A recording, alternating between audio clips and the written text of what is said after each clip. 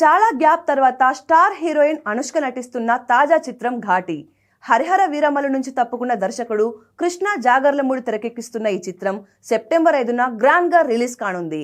ఈ నేపథ్యంలో ఈ చిత్రం సెన్సార్ కార్యక్రమాలు పూర్తి చేసుకుంది.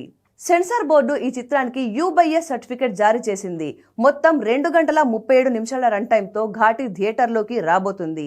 ఇక ఈ సినిమా చూసిన సెన్సార్ సభ్యులు చిత్ర యూనిట్ ను ప్రత్యేకంగా అభినందించినట్లుగా తెలుస్తుంది. అనుష్క చేసిన యాక్షన్ సినిమాకే హైలైట్ గా నిలవనుందట. ఆమె శీలవతి పాత్రలో స్టన్నింగ్ పర్ఫార్మెన్స్ తో ప్రేక్షకులను ఆకట్టుకుంటుందని చిత్ర యూనిట్ చెబుతోంది.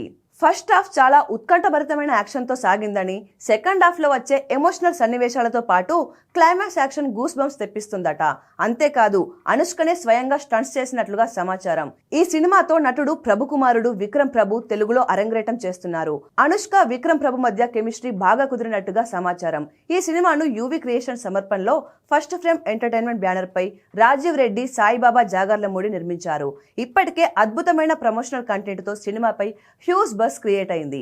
మొత్తంగా ఘాటి సినిమా అనుష్క కెరీర్ లోనే ఒక మైలురాయిగా నిలిచిపోతుందనే నమ్మకంతో ఉన్నారు.